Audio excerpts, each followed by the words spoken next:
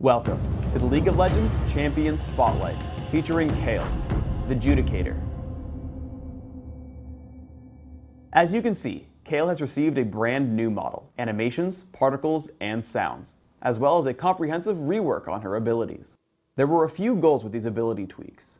We wanted to make her more powerful without items, while also lowering her ridiculous late game power when fully stacked. To do this, we completely remade her passive, lowered the damage amplification on Reckoning, and lowered a couple of her ability power ratios. To compensate, we improved her mana costs and base values on most of her abilities. Generally, she should be more of a threat early game and less nightmarish late. Kayle has an entirely new passive. Holy Fervor causes Kayle's attacks to shred a percentage of the target's armor and magic resist. This shred stacks multiple times and lasts a few seconds. Reckoning damages and slows target enemy, also giving Kayle bonus damage against the target. The most notable changes to this ability are a significant increase to the missile speed and target slow, while lowering the damage amplification. Divine Blessing heals target ally and increases its movement speed. The remade version significantly increases the power of the haste but lowers its duration, while also increasing the cooldown to make her less sustainable in lane. Righteous Fury empowers Kayle for a few seconds, giving her a ranged attack which deals bonus magic damage and splashes onto nearby enemies. The major changes in the rework are more damage and splash range, while decreasing the cooldown and AP ratio. Kayle's ultimate is Intervention. Intervention completely shields target ally from all damage for a few seconds. This ability is unchanged in the remake. Kayle functions well in any lane, solo or duo, as either a magic damage carry or a support champion. Let's start by looking at her supportive aspects in bottom lane.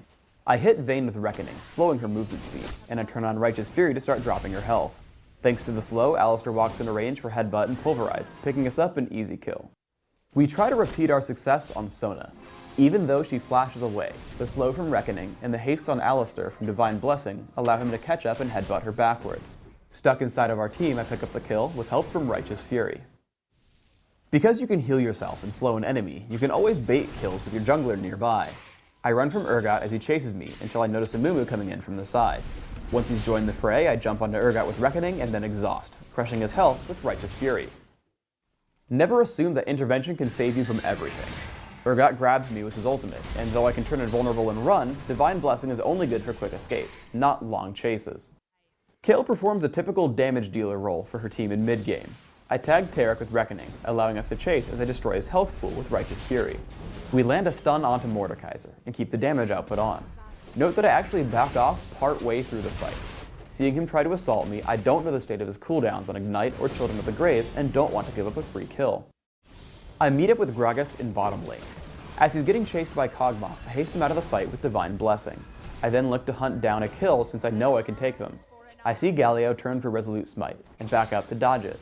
I know Kog'Maw can't escape me, so I run toward Galio to make him retreat farther away from the fight. Then I turn to fight Kog'Maw. Leading with Reckoning, I assault him with Righteous Fury. Note that I move in between attacks. I want to make it difficult for Kog'Maw to land living artillery on me, just in case someone else comes into the fight. You should use Intervention to prevent damage, not to save someone from near death. Right as Ezreal gets swapped into the enemy team, I tag him with Intervention. He withstands all of Urgot's damage until Amumu shows up, allowing us to destroy Urgot and then Galio with Reckoning and Righteous Fury. Even though Kayle has lost some of her late game power, she's still completely capable of amazing damage output. I get jumped by Mordekaiser and Galio. Anticipating burst damage, I target myself with Intervention, though I think it was premature. I kill Mordekaiser with Reckoning and Righteous Fury, and switch to Galio until I notice Kog'Maw below.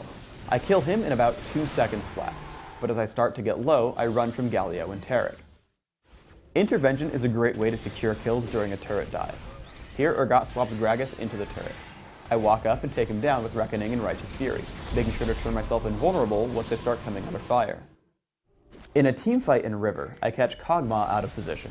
Immediately, I destroy him with Reckoning and Righteous Fury. After Galio uses his ultimate, I notice that Ezreal is low and likely to be the target of our enemies.